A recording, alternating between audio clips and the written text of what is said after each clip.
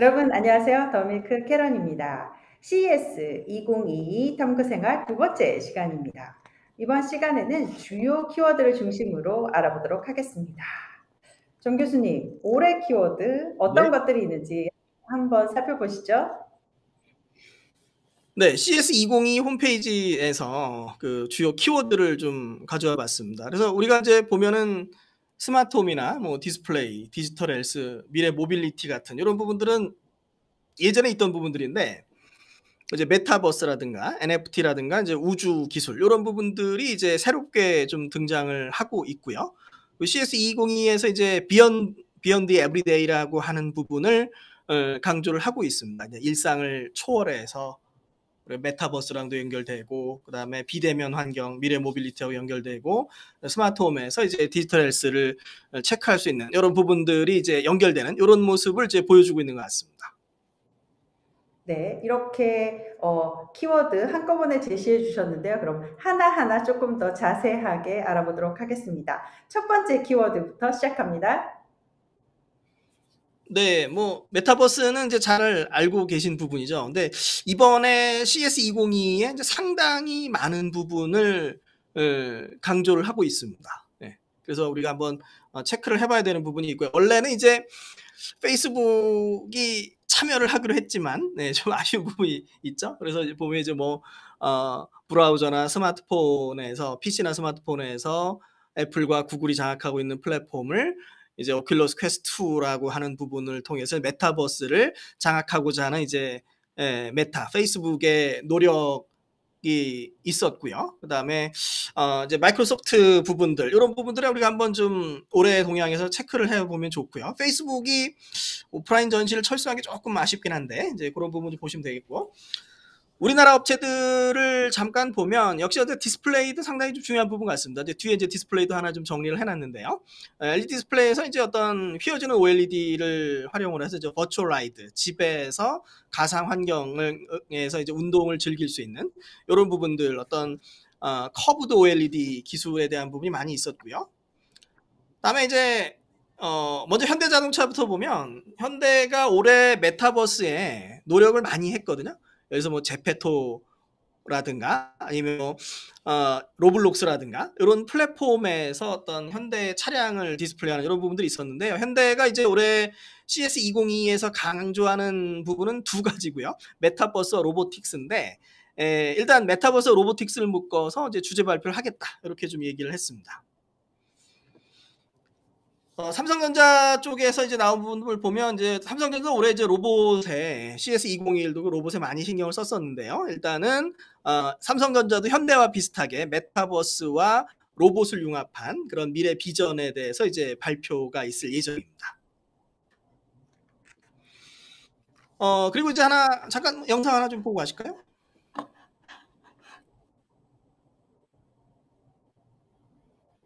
센서리움이라는 업체의 혁신상을 받은 이제 부분이고요. 이제 메타버스 플랫폼으로 이제 혁신상을 받은 업체입니다.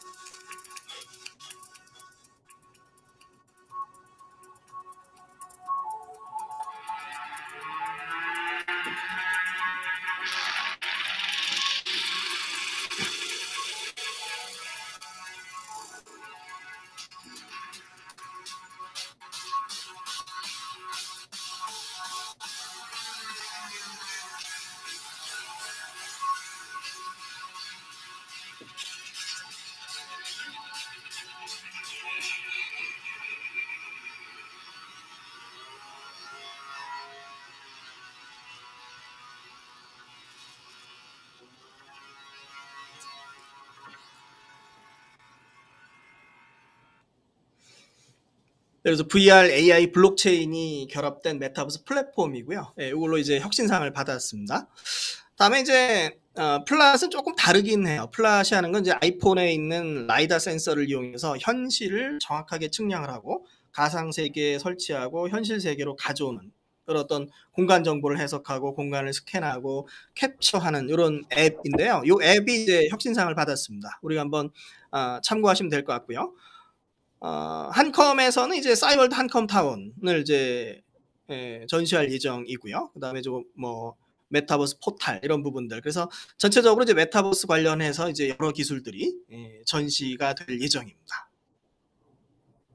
네. CES에 이렇게 메타버스가 많이 나오다니 정말 대세는 대세인 것 그렇죠, 같은데요. 그렇죠. 네, 네, 네. 네. 메타버스와 뗄래야 뗄 수 없는 것도 NFT가 있죠. NFT도 네. CES의 새로운 키워드죠. 네네네. 예. 이제 메타버스와 NFT, 메타버스에서 생성한 어떤 디지털 자산을 고유하게 만들어주면서 가치를 더 올려줄 수 있는 이제 NFT죠. 사실 이 메타버스 NFT에 대해서는 국내 최고의 전문가이신 최영욱 대표님께서 나중에 자세하게 이제 해설을 해주실 거니까 그걸 또 우리가 한번 기대해 보시면 좋을 것 같습니다. 그래서 올해 뭐 있었던 부분 상당히 비싸게 팔린 제품이라든가 아니면 배우 하정우 씨의 어떤 NFT 작품들 여러 가지 그런 부분들이 뭐 있었고요. 이제 전시에서는 네, NFT로 혁신상을 받은 제품이 하나 있습니다. 예. 아토믹 폼의 웨이브라고 하는 부분이고요. 이제 NFT 작품을 볼 수 있도록 만든 부분들 그리고 다른 웨이브 사용자에게 뭐 작품 대여도 가능하고 그래서 하나의 어떤 NFT를 플랫폼화시킨 이런 부분들이 좀 있고요. 그다음에 인피니트 오브젝트의 비디오 프린트도 상당히 좀 재미난 부분이 좀 있습니다. 그래서 NFT 작품을 어떻게 감상할 것인가는 디지털 액자를 만들고 가상 세계를 연결하는 이런 부분들이 올해 이슈가 좀 많이 되고 있습니다. 네, NFT 키워드까지 알아봤는데요. 2021년은 사실 우주 테크의 해였다고 해도 과언이 아닙니다. 일론 머스크를 비롯해서 아마존의 창업자죠. 블루 오리진의 창업자죠. 제프 베조스도 이제 우주 여행을 시작을 했었는데요. CES에서도 이번에 우주 기술이 많이 나온다고 합니다. 추가가 됐죠, 우주 기술이. 우주 기술 쪽 분야 키워드 설명 부탁드릴게요. 네, 말씀해 주신 것처럼 이제 올해 우주 이슈가 많이 있었고요. 네, 성층권 대략 한 100km 정도를 체험할 수 있는 이런 부분들인데 사실 이제 이게 CES에서는 어떻게 전시될까가 상당히 좀 궁금하실 텐데 이제 대표적인 부분을 우리가 잠깐 좀 보면 이제 시에라 스페이스의 뭐 우주 왕복선에 대한 부분 뭐 어떻게 전시될지 모르겠지만 이제 그런 부분들이 이제 발표가 됐고요. 그다음에 지포스 원도 상당히 재밌습니다. 그러니까 어떻게 보면 이제 메타버스와 좀 연결이 될 수도 있을 것 같은데요. 그러니까 지상에서 우주와 같은 무중력 체험을 할 수도 있는 이런 부분들입니다. 그래서 나중에 가면은 우리가 굳이 뭐 우주로 직접 가지 않고 메타버스 환경에서 가상 세계를 보면서 무중력 체험하는 이런 서비스도 나오지 않을까 좀 생각이 됩니다. 네. 정 교수님 실제 가셔서 어떻게 전시되고 있는지 한번 다시 보여주시면 좋겠습니다. 다음 네, 키워드로 알겠습니다. 넘어가도록 하겠습니다. 네, 역시 좀 미래 모빌리티가 올해 상당히 이슈가 될 것 같고요. 네, 가서 이제 직접 봐야 되는 이유이기도 한데요. 일단은 뭐 첫 번째는 어떤 완전 자율주행을 위한 진화, 센서 부분에서 이제 라이다와 레이더 부분이 있을 거고요. 그 다음에 자율주행 AI 플랫폼 내년에 이슈가 되는 게 이제 엔비디아의 그 자율주행 AI 플랫폼이 이슈가 되기 때문에 이제 그런 부분들이 있고요. 그 다음에 이제 자율주행과 서비스의 연계 부분들. 그래서 이제 자율주행이 하나 있고 그다음에 전기차가 하나 있는 거죠. 주요 업체들이 이제 다양한 전기차를 전시하는 부분이 이제 또 하나 이제 이슈가 좀 되고요. 미국 시장에서 전기차의 확산 이런 부분도 우리가 같이 좀 묶어볼 필요가 있습니다. 다음에 이제 기기에서 뭐 초소형 모빌리티라든가 뭐 접기도 하고 타기도 하고 이런 부분들 그다음에 농업용, 건설용, 광산용 이런 타산업 확산 기기 부분도 있고요. 다음에 이제 어떤 비대면 환경에서 우리나라에서 많이 이슈가 좀 되고 있는 거죠. 이제 다동화라고 하는 이슈가 코로나19를 통해서 많이 확산이 되고 있는데 이제 로봇 기반의 이제 자동화 기술 이런 부분들 하나 이제 우리가 키워드로 볼 수 있겠습니다. 네, 현대의 이제 로보틱스하고 메타버스를 현대가 이제 두 가지 키워드로 잡았고요. 그래서 현대자동차 그룹의 모베드도 한번 보시면 될 것 같습니다. 네. 지금 보시는 거죠. 수평을 어떻게 유지하느냐. 이게 이제 중요한 거죠.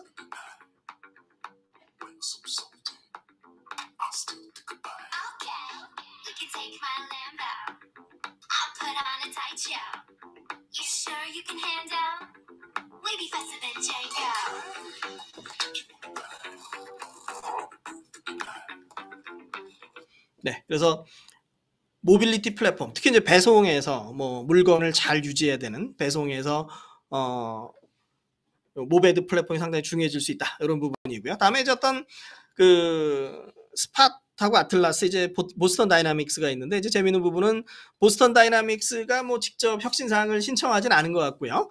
요 스팟에 이제 그 머리에 있는 그 센서가 라이카에서 만든 라이다와 카메라를 융합한 이런 부분이 이제 최고 혁신상을 받기도 했습니다.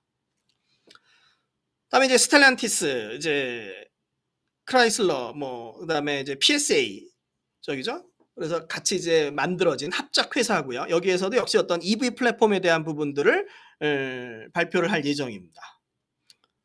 그다음에 이제 BMW도 전시를 상당히 많이 준비했습니다. 이제 전시장에 어디까지 나올지는 잘 모르겠는데요.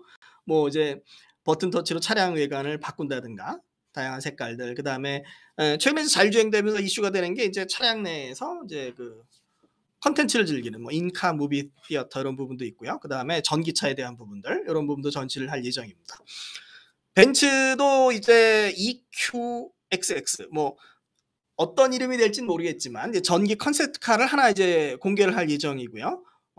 아무래도 이제 어떤 그 벤츠가 전기차 시장에서 기존의 EQC가 성공을 거두지 못했기 때문에 이제 전기차에 상당히 노력하는 모습을 보여주고 있고요. 그래서 이제 CES에서도 이런 부분들을 이제 전시하는 부분이 있습니다.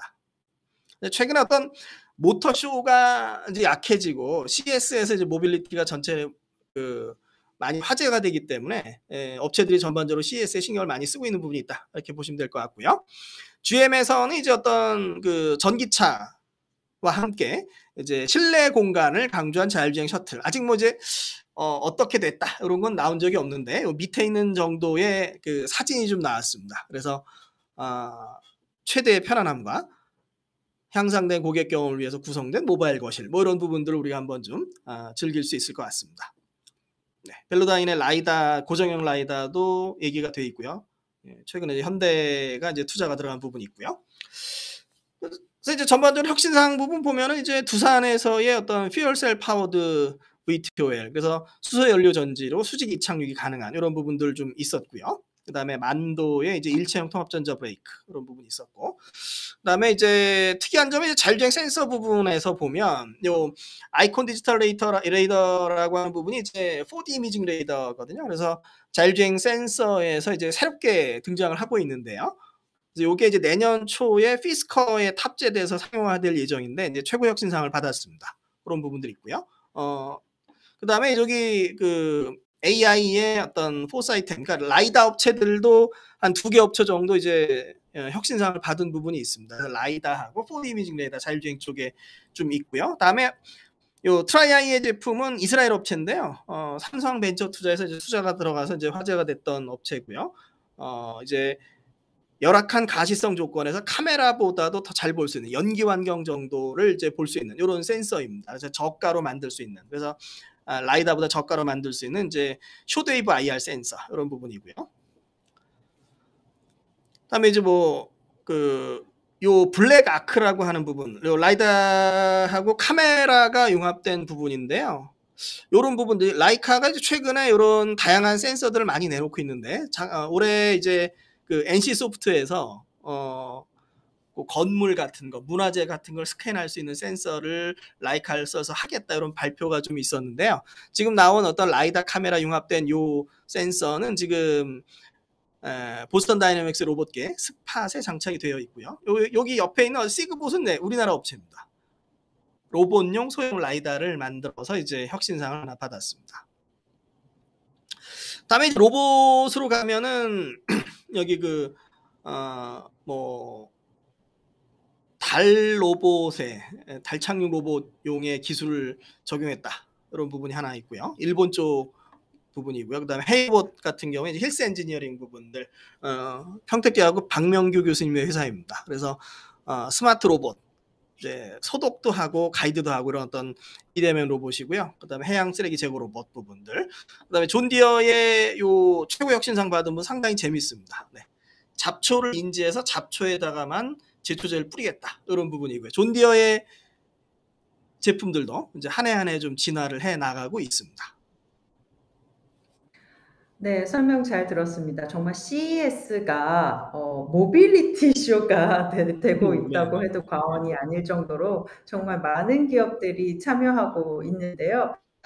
다음 키워드로는 사실 지난 2년간 코로나19로 인해서 잃어버린 2년을 살았다고 해도 과언이 아닌데요. 그래서 그런지 헬스케어 기업들이 또 눈에 많이 띕니다. 네, 이제 강성지 대표님이 쭉 설명을 해주실 텐데 이제 디지털 헬스가 어떤 기존의 단순한 정보 제공에서 이제 진단, 치료로 진화하는 부분이 있고요. 통증 완화, 운동기기, 수면 보조 부분들. 올해도 수면 보조 기기들 상당히 많이 좀 등장하고 있고요. 그다음에 이제 의료 산업과 연계 부분.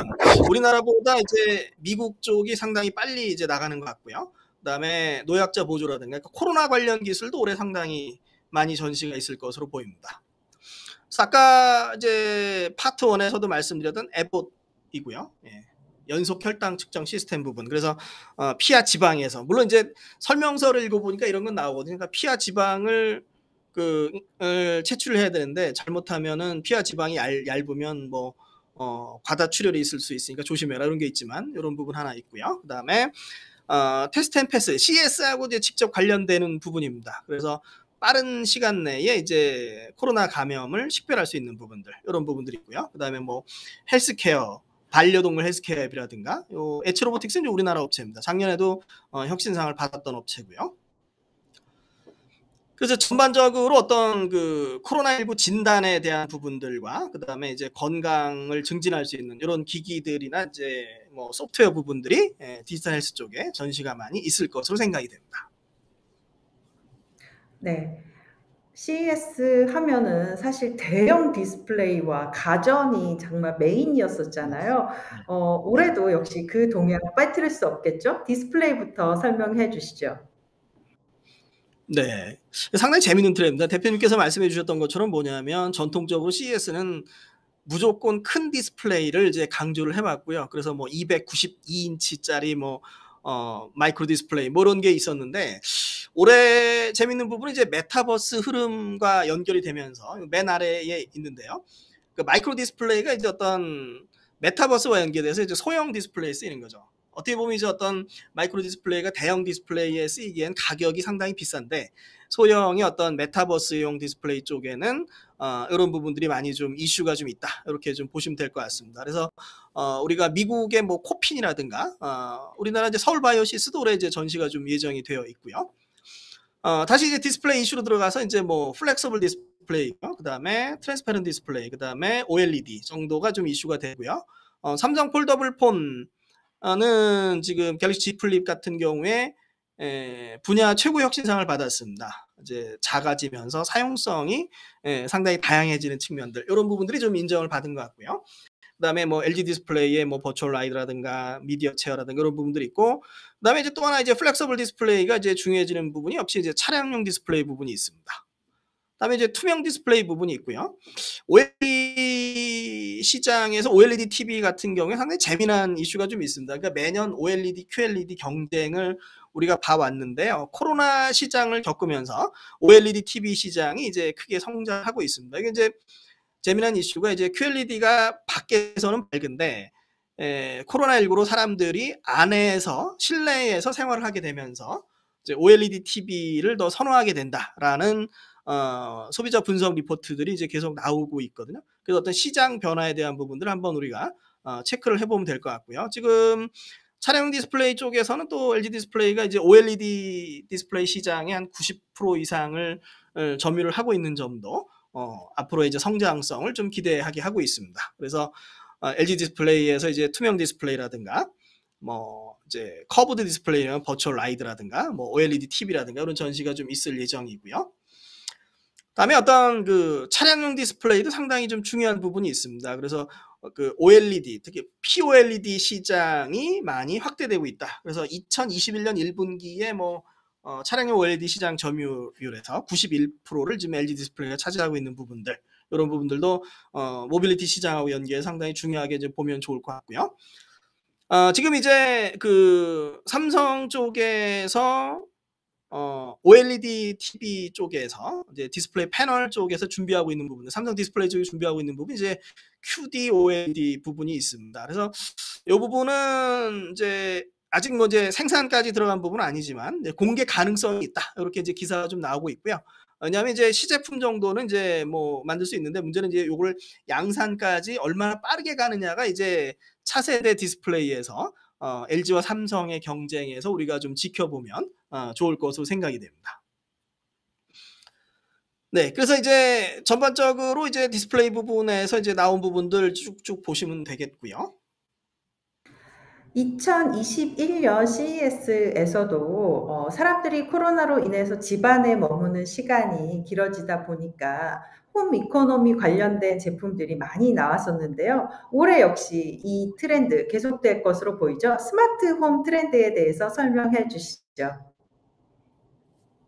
네, 이제 코로나19가 얼마나 갈지 모르겠는데 우리 김 대표님 말씀해 주신 것처럼 스마트 홈, 우리가 집에서 지내는 시간이 많다 보니까 제품들이 이제 점점 더 다양해지는 거죠. 그래서 다양한 스마트 기기가 이제 등장하고 있고요. 뭐 샤워기 이런 부분도 좀 있고요. 그다음에 뭐 스마트 침대라든가 베개라든가 수면 관리 제품들이 상당히 많이 좀 선을 보이고 있습니다. 또 하나는 이제 에너지 효율 관리, 뭐 ESG랑 연결되는 부분일 거고요. 뭐 인공지능 레디에이터라든가 스마트 샤워기, 인공지능 전기 패널 등을 통해서 에너지를 절약할 수 있는 부분, 이런 부분들이 있고요.